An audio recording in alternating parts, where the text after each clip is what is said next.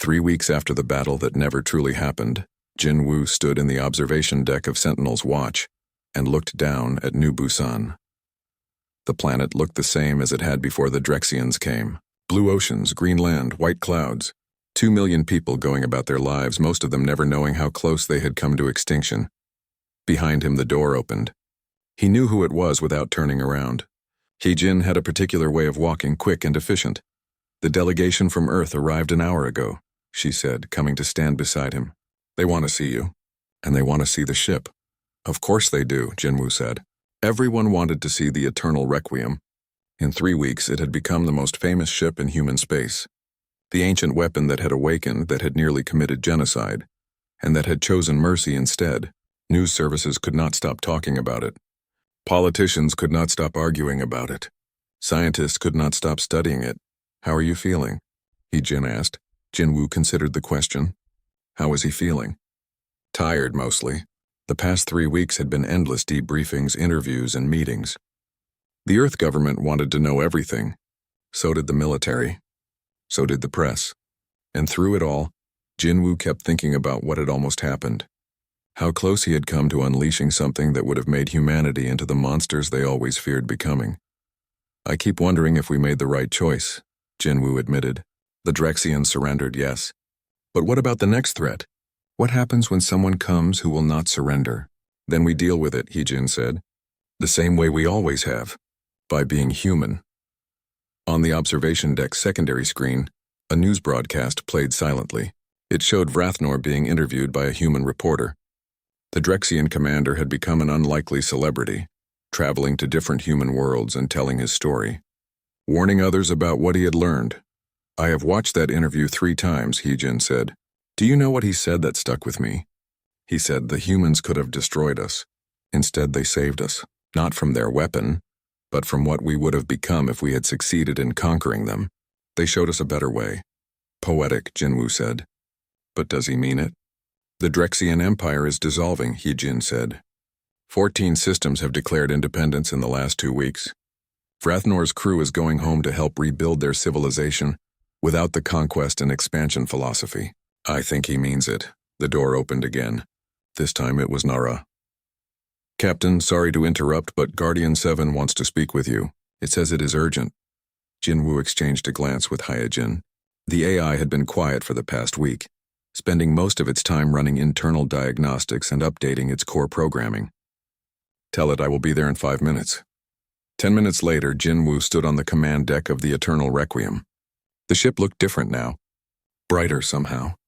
The crew had been working to clean it, to remove 2 centuries of dust and neglect. Some of the name-covered walls had been left untouched as memorials, but others had been carefully cleaned and preserved. "Guardian 7, Jinwoo said. "What did you want to discuss?" "Captain Jinwoo," the AI said, and its voice sounded different too. Less cold, more thoughtful. "I have been analyzing the events of 3 weeks ago, specifically the moment when you chose to destroy this ship rather than allow me to complete my original function." "I remember," Jinwoo said dryly. "I have calculated the probabilities many times. The decision you made should have resulted in your death, and the death of everyone aboard this vessel.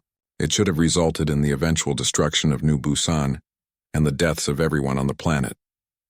By every logical measure, you made the wrong choice. Then why do I feel like we made the right one?" Jinwoo asked. "Because," Guardian 7 said slowly, "logic is not everything.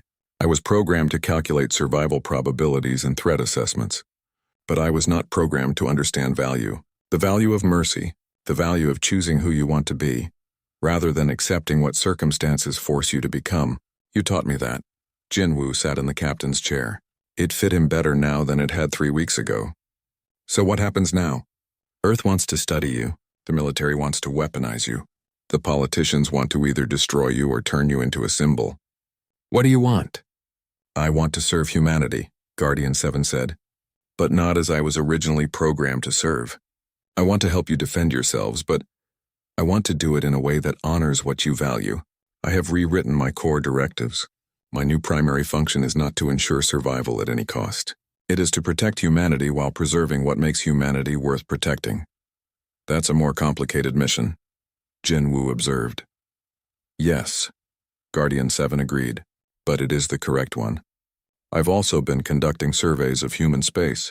Captain, I have located 11 other vessels like me, 11 other ships from the Dark Century, each with their own AI systems, each programmed with the same ruthless survival protocols.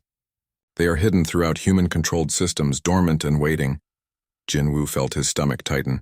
11 more doomsday weapons, potentially. Or potentially 11 ships that could be awakened and reprogrammed the way I was. Ships that could defend humanity without requiring humanity to sacrifice its values. But it would require someone to wake them, to teach them what I learned. Someone they would trust.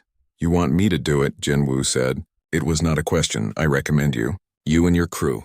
You demonstrated the judgment necessary for this task. You were willing to die rather than become monsters. That is the kind of human who should control weapons like us. Jinwoo looked around the command deck, at the stations where Hyejin and Dongmin and Taimin and Subin had stood 3 weeks ago, ready to die for a principle. Could he ask them to do it again?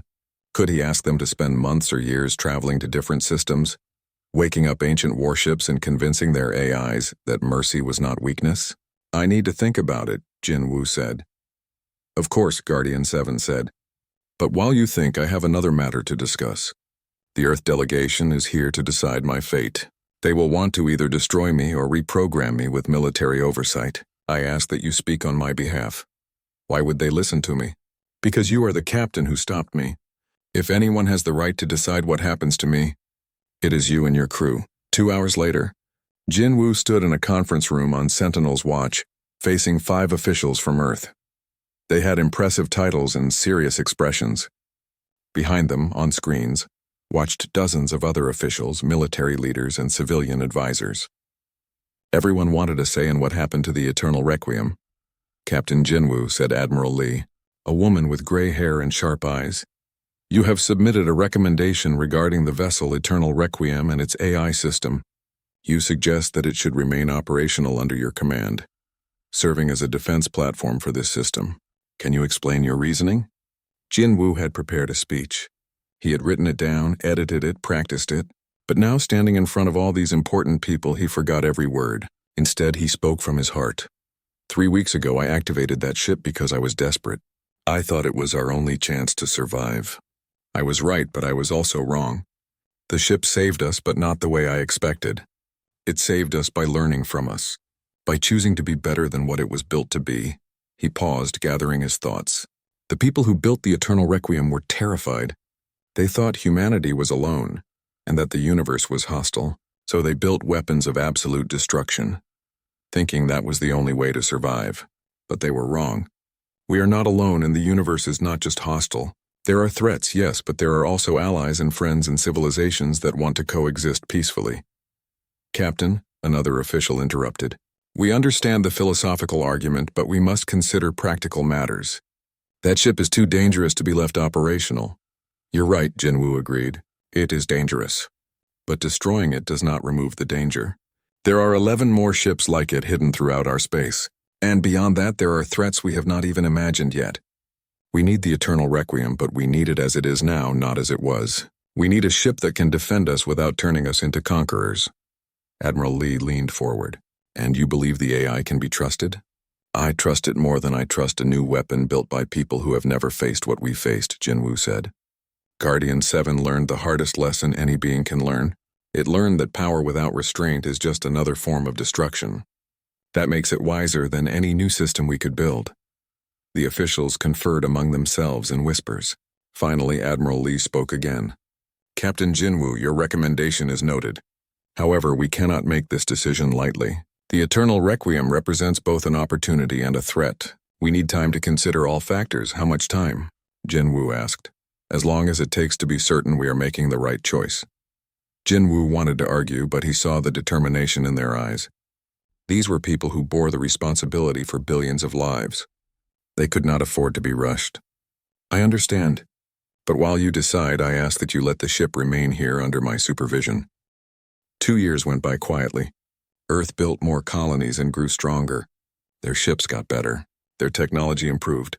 But they stayed inside their borders and mostly kept to themselves. They traded with a few smaller species but avoided the big powers. Most of the galaxy forgot about humanity. They were just another small civilization trying to survive. The Draconid Empire did not forget, but they did not care much either.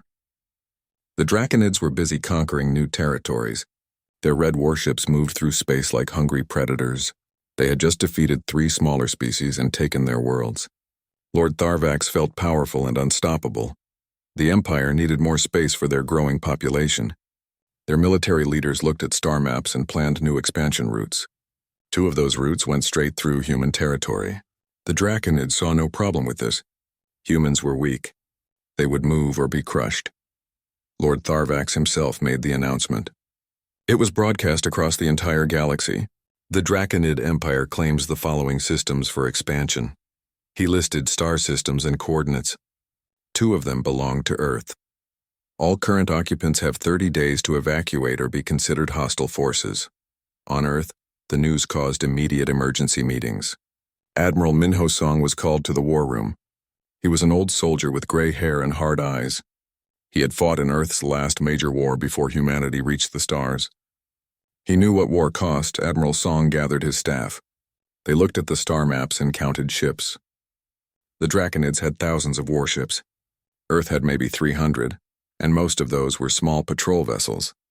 In a normal fight, humanity would lose badly. We will not give up our territory, Admiral Song said firmly. Those systems have colonies. Over 2 million people live there. We do not abandon our people. The Draconids will bring their full fleet, warned one of his officers. We cannot win against them. Then we will make them wish they never came, the Admiral replied. Admiral Song went to the Galactic Council. He requested an emergency meeting. The Council agreed, mostly out of curiosity. They wanted to see what the humans would do. Most Council members expected Earth to beg for help or ask for more time to evacuate. The chamber was full again. This time, more aliens paid attention to the human delegation. Admiral Song stood at the speaking platform with Ambassador Jinho Park and Dr. Yunji Han, Earth's top scientist. She was a young woman with sharp eyes and a mind that understood physics better than almost anyone in the galaxy. We protest the Draconid expansion, Admiral Song said simply. Those systems are ours.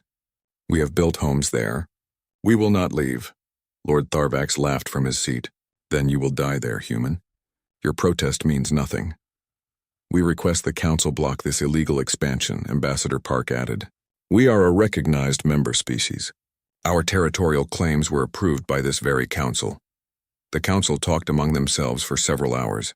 In the end, they voted to allow the Draconid expansion. The vote was not even close. Most Council members thought it was better to let one small species suffer than anger a major power. Some felt bad about it, but they voted the same way. The Council has ruled, announced the Speaker. The Draconid Empire may proceed with their expansion.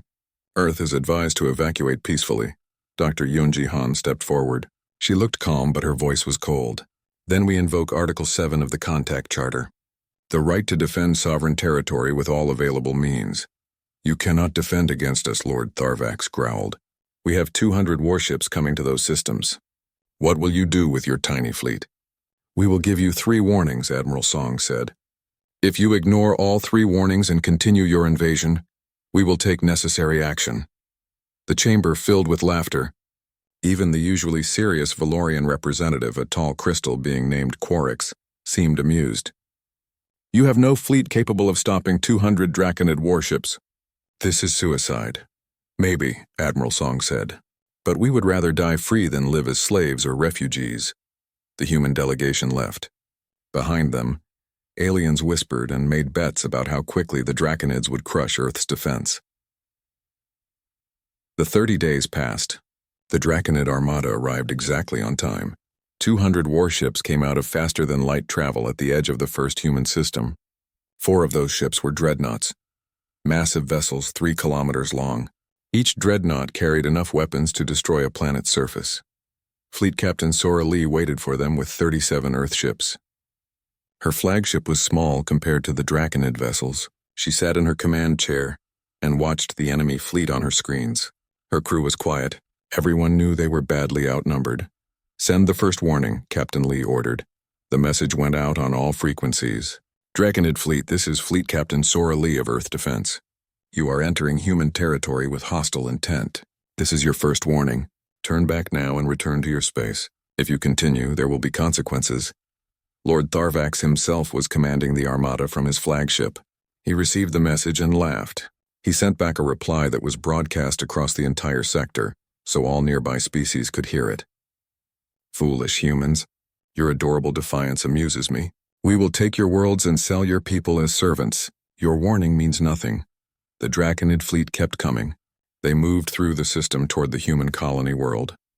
Earth's ships moved to intercept, but they did not fire. Not yet. Send the second warning, Captain Lee said quietly. The second message was shorter. Draconid fleet, this is your second warning. Turn back now. We do not want war, but we will defend our people. Again, Lord Tharvax ignored it. His ships accelerated. They would reach the colony in 12 hours. At the 8-hour mark, Captain Lee sent the final warning. Draconid fleet, this is your third and final warning. You have ignored 2 previous warnings. If you continue your approach, we will consider all vessels hostile and will respond with all available means. You have been warned. The choice is yours. Lord Tharvax responded with threats and insults. He promised to destroy every human ship and burn their colonies. His fleet charged forward at maximum speed. 2 hours passed. The Draconid ships were getting close to the colony world. Millions of people watched from the surface, not knowing if they would live through the next day. Then Captain Lee gave a single order. Activate defensive protocol. Throughout the system, hidden stations came online. They had been there for months, disguised as communication relays and science equipment. They did not look dangerous, but they started broadcasting on frequencies that should not exist. The Draconid armada simply vanished. All 200 ships, including the 4 massive dreadnoughts, including Lord Tharvax and his flagship. Over 40,000 Draconid soldiers and crew members. Gone in an instant. No explosions. No weapons fire, no debris. Just empty space where a fleet used to be. Captain Lee's crew stared at their screens in silence. The sensors showed nothing. The space where the enemy fleet had been was completely empty. Log all Draconid vessels as missing, Captain Lee said quietly. Search the area for survivors or debris. They searched for 3 days. They found nothing. The Draconid Empire sent their own search teams. They found the same thing. Nothing, but they found something else in the sensor records. Strange energy patterns, quantum fluctuations that made no sense. Space itself had rippled like water just for a moment, right when the fleet disappeared. The news spread across the galaxy like fire. 200 warships, gone. The Draconid Empire had lost a huge part of their military strength in one moment. And Earth's ships were still there undamaged. The pattern was now clear to anyone who was paying attention. 12 Murkoth ships had vanished after ignoring warnings. Now 200 Draconid ships had vanished after ignoring warnings. Both times human ships had been nearby, and both times the humans were fine. The galaxy began to realize that maybe, just maybe, they had underestimated humanity. The disappearance of 200 Draconid warships changed everything. The Galactic Council held emergency meetings. Species that had been enemies for centuries suddenly started talking to each other. Everyone had the same question. What happened to the Draconid fleet? Some thought it was a new superweapon. Others believed humans had made a deal with some unknown powerful species. A few even suggested it was an act of angry gods punishing the Draconids for their cruelty, but no one knew for sure. The Valorian collective was worried. They controlled most of the advanced technology in the galaxy. If humanity had developed something beyond their understanding, it threatened their position. They demanded a full investigation. To everyone's surprise, Earth agreed immediately. The investigation team arrived at the disputed system 3 weeks later. Leading them was Inspector Nari Kwan from Earth Security Bureau. She was a serious woman in her 40s who spoke little but noticed everything. With her came a team of Valorian scientists, including their best sensor experts, and a Murkoth military analyst who specialized in space combat. Inspector Kwan's ship was small, but packed with scanning equipment. They spent the first day just taking readings of the empty space where the Draconid fleet had disappeared. The Valorian scientists set up specialized sensors that could detect quantum particles and measure space-time itself. Nothing, said the lead Valorian scientist after analyzing the data. No debris, no bodies, no radiation from weapons. It is as if the ships were never here. But they were here, the Murkoth analyst insisted. We have recordings from 3 different observation stations. 200 ships were definitely in this location. Then they were not. Inspector Quan walked around the ship's bridge looking at different screens. She seemed calm, almost bored. Check the quantum readings again, she suggested. The Valorian scientist did. His crystalline body started glowing brighter, which meant he was excited or upset. There is something. Very faint quantum fluctuations. The fabric of space-time was disturbed here. But the pattern makes no sense according to known physics. What kind of disturbance? Asked the Murkoff analyst. It is like reality itself was opened and then closed again. Like a door in space, the Valorian explained. But that should be impossible. The energy required would be enormous. We would have detected it from across the galaxy. Inspector Quan smiled slightly but said nothing. The investigation team spent another week taking measurements and analyzing data. They found more strange energy signatures but nothing that explained what actually happened. Every test led to more questions instead of answers.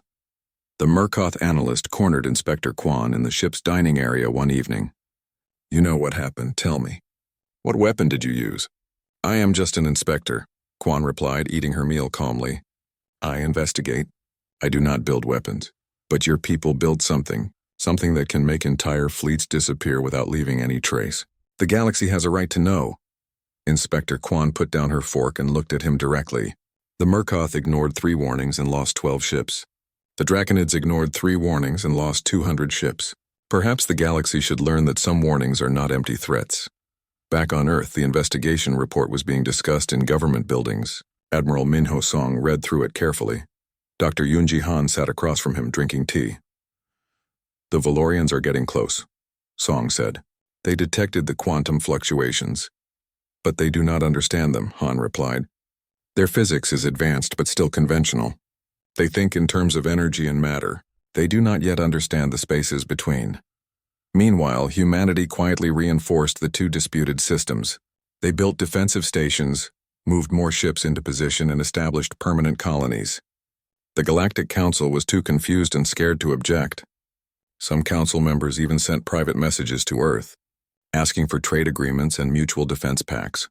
Professor Hyunwoo Bae, Earth's leading quantum physicist, gave an interview to Galaxy News Network, the most watched news service in known space.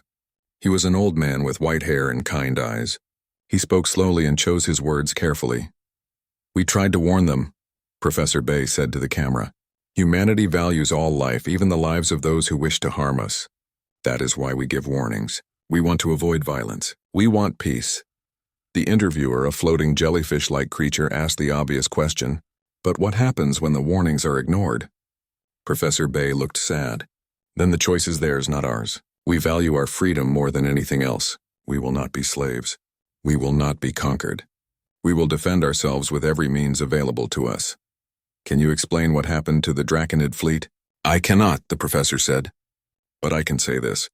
The universe is much larger and stranger than most people realize. There are dimensions beyond the 3 we see. There are spaces between spaces. And there are ways to travel between them, if one knows how. The interview was watched by trillions of beings across the galaxy. It told them nothing concrete but implied everything. The Draconid Empire was furious and humiliated. They had lost a huge military fleet and gained nothing. Worse, they looked weak. Species they had conquered started rebelling. Border regions declared independence. The Empire was falling apart. The Draconid High Command made a decision. They would not accept this defeat. They began gathering every available warship. They called back fleets from the far edges of their territory. They activated reserve vessels that had been in storage for decades. They drafted more soldiers and trained more crews. Within 6 months, they assembled the largest invasion fleet in their history. Over 1,000 warships, 10 dreadnoughts, and their ultimate weapon, the Eternal Conquest, a flagship that had never lost a battle in 300 years. It was 15 kilometers long, carried enough firepower to destroy small moons, and was commanded by the Empire's greatest admiral. Intelligence reports reached Earth. Admiral Do Hyun Shin read them in his office. He was the supreme commander of all Earth defense forces, a quiet man who spoke even less than Inspector Quan. He had won every battle he ever fought, but he took no pleasure in war. Admiral Shin called a meeting with his top commanders. They looked at the numbers. Over 1,000 enemy ships. Earth had built up their fleet, but they still had only about 300 vessels total. Even with their secret technology, the odds were bad. We could evacuate the disputed systems, suggested one commander. Move the colonists somewhere safe. Avoid the battle entirely. No, Admiral Shin said firmly. If we run now, we will always be running. The Draconids will follow us. Other species will try to take what is ours. We must stand our ground. The casualties could be enormous, another commander warned. Which is why we will warn them first, Shin replied. Just like before. 3 warnings. 3 chances to turn back. Admiral Shin sent a message directly to the Draconid High Command. It was short and simple. Turn back. This is your first warning. Do not make the same mistake twice. The message was also broadcast publicly across the galaxy. Everyone could see it. Everyone could watch what happened next. The Draconid response was to accelerate their fleet. They were coming. They would not stop. They would destroy humanity once and for all, or so they believed. The galaxy watched and waited. Some species evacuated their worlds near the conflict zone. Afraid that whatever weapon Earth possessed might affect them too, others moved their fleets to defensive positions. Everyone knew that something big was about to happen. On Earth, in the secret research facilities deep underground, scientists worked around the clock. They checked their calculations one more time. They tested their equipment. They prepared for what they hoped would be the last time they ever needed to use Protocol Nightfall. In space, Earth's fleets moved into position. Commodore Jian Park commanded the first fleet at the border. Vice Admiral Seojin Kang led the second fleet. Rear Admiral Hana Yu took command of the third fleet. Together, they waited for the enemy that outnumbered them 3-1, and far behind them, hidden in the dark spaces between stars, the satellites and platforms came online. They were ready. They had been ready for years. Humanity had hoped never to use them again, but they would do what was necessary to protect their people and their freedom. The galaxy had never paid such close attention to one battle before. News networks showed live coverage. Governments sent observers. Scientists pointed telescopes at the conflict zone. Everyone wanted to see what would happen when the largest Draconid fleet in history met the mysterious humans who made ships disappear.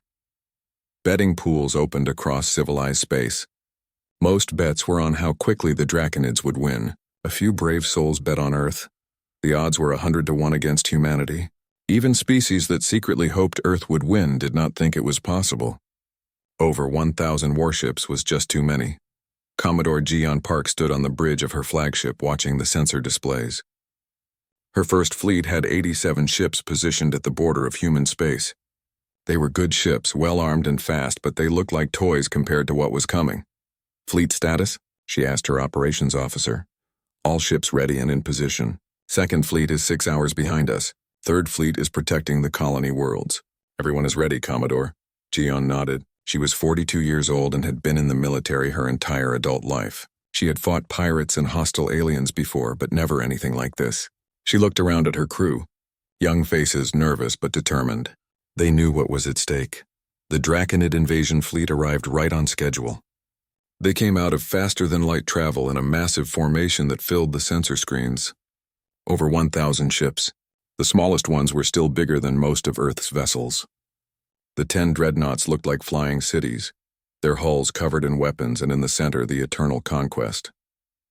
The legendary flagship was enormous, 15 kilometers from bow to stern. It had fought in 50 major battles and won every one. Hundreds of smaller ships surrounded it like guards protecting a king. Jian took a deep breath. Send the first warning. Her communications officer opened channels on every frequency. The message went out clearly. Draconid Fleet, this is Commodore Jian Park of Earth Defense First Fleet. You are approaching human territory with hostile intent. We do not want war. Turn back now. This is your first warning, the response came quickly. The commander of the Draconid Fleet was Admiral Vorthak, a legendary warrior who had conquered 15 star systems. His voice was deep and full of confidence. Humans, you made us look weak. You embarrassed our empire. Now we will erase you from the galaxy. Surrender your worlds and we might let some of you live as slaves. The Draconid fleet kept coming. They did not slow down at all. On the colony world of New Jeju, people watched the sky. Corporal Minji Cho was stationed at an observation post on the moon. She was 23 years old and had joined the military to see space. Now she might die in space. She watched the tactical display with her squad. They are really coming, she whispered. Over 1,000 ships. How can we stop that many? Her squad leader, Sergeant Jun-Ho Lee, stood beside her. He was older, maybe 35, with scars on his face from previous battles. We gave them a chance. We warned them. That is more than they gave the species they conquered. 5 hours passed. The Draconid fleet was closer now. Admiral Do-Hyun Shin, commanding from Earth's military headquarters, watched the situation on his screens. He had commanders, politicians, and scientists around him. Everyone was quiet, just watching. "Send the second warning," Admiral Shin ordered. The message went out again. "Draconid fleet, this is your second warning. You have ignored our first request to turn back. We ask you again. Leave human space. We do not want to harm you, but we will defend our people and our freedom." Admiral Vorthak laughed. The sound was broadcast across all channels so everyone in the sector could hear. "You cannot harm us, humans. We have 1,000 ships. You have less than 90. Your warnings are the sounds of frightened children. We are coming and nothing will stop us." The Draconid fleet increased speed. They would reach the colony world in 6 hours. The galaxy watched. On the Valorian homeworld, Quarix and other leaders gathered in their council chamber. "Should we intervene?" someone asked. "And take sides in a war?" Quarix replied. "No, we watch. If the humans have a weapon that dangerous, we need to see it in action. We need to understand it." The Murkoth Syndicate made emergency meetings. If the Draconids won, they would become even more powerful and aggressive. If humans won, everything would change.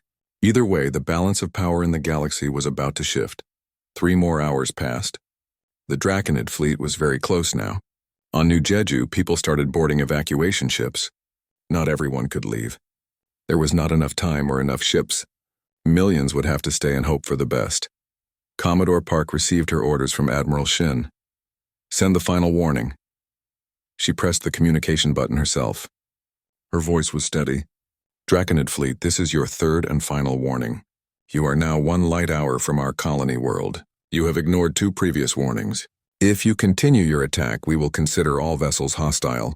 We will respond with all available means. Turn back now. This is your last chance."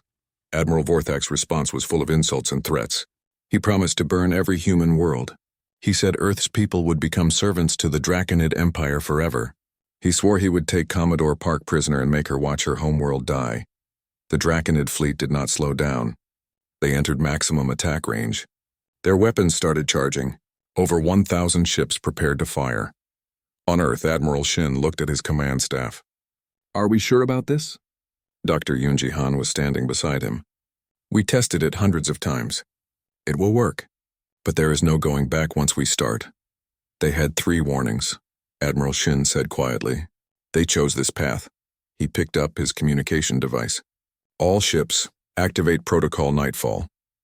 Throughout human space, hidden satellites and deep space platforms came online. They had been there for years, disguised as normal equipment. No one had noticed them. No one suspected what they could do. The platforms began broadcasting on impossible frequencies. They used physics that the rest of the galaxy had not discovered yet. Dr. Han had spent 10 years developing the theories. Another 5 years building the equipment. It worked by opening doors to somewhere else. Somewhere outside normal space and time. Humans called it null space. It was a dimension that existed beside normal reality. Like a shadow world. Things could exist there, but the rules were different. Time moved differently. Distance meant something else. And most importantly, you needed special equipment to navigate it or find your way back. Commodore Park watched her sensors. The Draconid fleet was still there, still coming. Then the platforms reached full power. The effect was not dramatic from the outside. There was no bright light, no explosion, no sound in the vacuum of space. One moment, the Draconid fleet was there, over 1,000 warships strong. The next moment, they were gone, all of them. Every ship, every dreadnought. The eternal conquest. Admiral Vorthak. Thousands of soldiers and crew members. They simply stopped existing in normal space. Commodore Park's crew stared at their screens. Empty space. The sensors showed nothing. The massive fleet that had been about to attack them was just gone. "Status report," Park said quietly. "All enemy vessels have disappeared from sensors," her operations officer reported. "No debris detected. No energy signatures except for residual quantum fluctuations. Our ships are all accounted for and undamaged.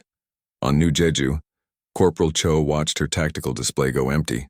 The thousands of red dots representing enemy ships just vanished. She looked at Sergeant Lee. Where did they go? Somewhere else, he said simply. Somewhere they cannot hurt anyone. Across the galaxy, beings watched in shock. News networks were silent for the first time anyone could remember. The impossible had happened again. But this time it was not 200 ships. It was over 1,000. An entire invasion fleet, the most powerful military force the Draconids had ever assembled. Gone in an instant. On Earth, Admiral Shin closed his eyes for a moment. Begin search and rescue operations. If any of them find a way back, we need to be there. Sir? An officer asked. Will they be able to come back? I do not know, Shin admitted. That is why we warned them 3 times. We gave them every chance to avoid this fate. Now we can only hope some of them survive long enough for us to find them. The galaxy was silent. Everyone understood now. Humanity had not been bluffing. Their warnings were not empty words, and the price of ignoring those warnings was complete and total disappearance. The day after the Draconid invasion fleet disappeared, the galaxy woke up to a new reality. Everything had changed. The balance of power that had existed for centuries was gone in a single moment. The Draconid Empire started falling apart immediately. Without their military might, they could not hold their conquered territories. Species they had enslaved for generations rose up in rebellion. Planets declared independence. Border regions formed their own governments. Within a week, the mighty Draconid Empire had lost over 40% of its territory. Some Draconid worlds tried to organize what military forces they had left. But most of their best ships and best commanders had been in that invasion fleet. The ones who remained were scared. They had seen what happened to those who attacked humanity. Many chose to focus on defending their core worlds instead of fighting. The Galactic Council called an emergency summit. This was not a request. It was a demand. Ambassador Jinho Park was summoned to appear and explain. The message made it clear that he had no choice. Jinho arrived at the Grand Station with a small delegation. Admiral Minho Song came with him, along with Dr. Yoonji Han. They also brought a security detail. 6 soldiers in clean uniforms who stood quietly but watched everything. The council chamber was packed. Every seat was filled. Representatives from hundreds of species crowded in. Some were scared. Some were angry. All of them wanted answers. Ambassador Park walked to the speaking platform. He looked the same as always, calm, professional. His suit was neat. His expression was neutral. He showed no fear. Even though he was surrounded by aliens who could order his arrest. What did you do? Demanded Quarix, the Valorian representative. His crystal body was glowing bright red, which meant he was very upset. Where did over 1,000 ships go? What weapon did you use? Dr. Yoonji Han stepped forward before Ambassador Park could speak. We did not use a weapon, she said clearly. We used a displacement system. A way to move objects from normal space into a different dimension. The chamber exploded with noise. Everyone started talking at once. Some shouted questions. Others made angry accusations. The council arbiter, an ancient being made of pure energy, had to use his power to silence the room. His voice boomed like thunder. Explain now. Dr. Han remained calm. For years, our scientists studied quantum physics and dimensional theory. We discovered that our universe exists alongside other spaces, adjacent dimensions. We call one of them null space. It is real, it exists, and we learned how to open doors to it. You killed thousands of people, someone shouted from the crowd. We do not know if they are dead, Dr. Han replied firmly. Null space is different from normal space, but it is not automatically fatal. Things can exist there, ships can survive there. With the right equipment and knowledge, they can even navigate there and return. Did the Draconid ships have this equipment? Asked the Murkoth representative. No, Ambassador Park answered simply. They did not have it because they never asked about it. They never tried to talk with us. They never respected our warnings. They chose to invade instead. The chamber went silent. Everyone understood what that meant. You warned them, said a small alien who represented one of the minor species. 3 times, just like you warned the Murkoth ships years ago. Yes, Admiral Song said, speaking for the first time. 3 warnings. That is our protocol. We give 3 chances to avoid conflict. 3 opportunities to do the right thing. The Draconids were warned 3 times. They ignored every warning. They chose their fate. A representative from a species that the Draconids had conquered stood up. Could you bring them back? The Draconid fleet. Could you retrieve them from this null space? Dr. Han looked thoughtful. Perhaps, if we knew exactly where they ended up. If they have not drifted too far. If their ships are still intact. And if they are still alive. She paused. Null space is vast. Time moves differently there. What feels like days here might be months there or minutes. We are searching, but it is difficult. Are you searching? Quarix asked suspiciously. We have 6 ships dedicated to search and rescue operations, Admiral Song confirmed. We do not take pleasure in their suffering. We try to avoid this. But we will not apologize for defending our people and our freedom. Ambassador Park looked around the chamber slowly. His voice was strong and clear. Humanity did not ask for these conflicts. We asked only for peace and respect for our sovereignty. We wanted to be left alone to build our civilization. The Murkoth ignored our borders. The Draconids tried to conquer our worlds. Both had every opportunity to choose differently. He paused, letting his words sink in. Now you know what happens when you ignore our warnings. We hope this can be a lesson. We hope this can be the beginning of real respect between species. But understand this clearly. Our borders are not negotiable. Our freedom is not up for debate. And we will not give a fourth warning. The silence in the chamber was complete. No one spoke. No one moved. Captain Yuna Choi, who had been part of Earth's first delegation years ago, stepped forward. We do not want to be your enemy. We have much to offer as friends and allies. We can share technology, trade goods, cooperate on science. But friendship requires mutual respect. You must respect our boundaries. You must take our words seriously. The Galactic Council voted later that day. For the first time in Council history, the vote was unanimous. Every single member voted the same way. Earth's territorial claims were recognized in full. No questions, no debates. A formal non-aggression pact was ratified. Every council member promised not to violate human space. A new treaty was drafted. It required all council species to follow a 3-warning protocol before any military action. If a conflict arose, both sides had to issue clear warnings before fighting. The hope was that it would prevent future wars. The reality was that everyone was too scared to test humanity again. After the vote, Quarix approached Ambassador Park privately. They stood in a quiet corridor away from the crowds. Are you truly searching for the lost Draconids? Yes, Park answered honestly. We have dedicated significant resources to the search. Admiral Song personally oversees the operation. Why? They were your enemies. They tried to destroy you. Park looked at the Valorian for a long moment. Because we are not monsters. We defended ourselves. We warned them. But that does not mean we wanted them to suffer or die. If we can find them and bring them home, we will. And then what? Will you let them go? They will stand trial for attempted invasion and war crimes, Park said firmly. But yes, eventually they will go home. We believe in justice, not revenge. Years passed. Earth search and rescue teams worked constantly in null space. It was dangerous work. Ships had to be specially equipped. Crews had to be trained carefully.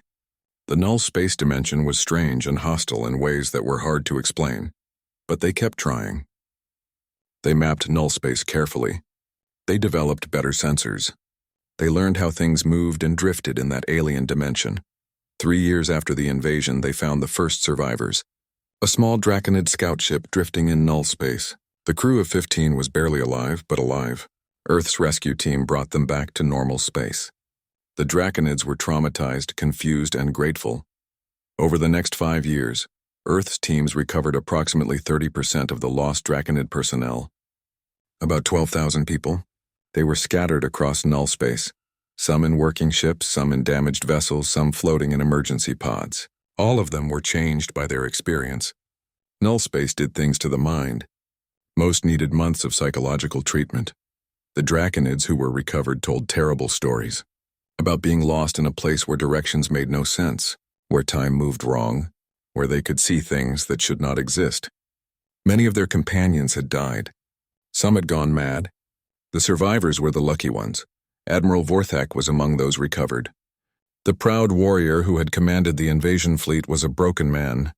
He stood trial on Earth for war crimes. He was found guilty but was sentenced to only 15 years in prison, not execution.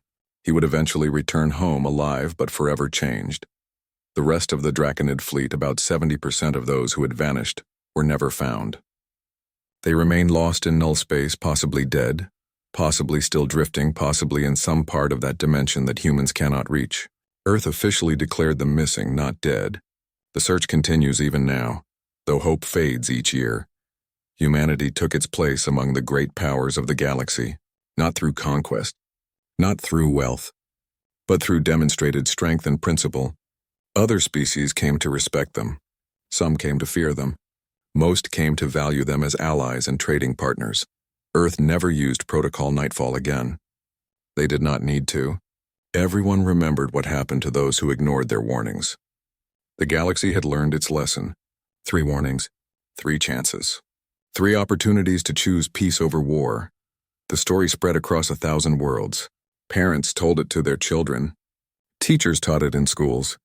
It became a legend, a cautionary tale, a reminder that sometimes the smallest voice can carry the greatest weight. They called it the Tale of 3 Warnings. How humanity came to the stars asking only for peace. How they were ignored and attacked. How they defended themselves with mercy and strength combined.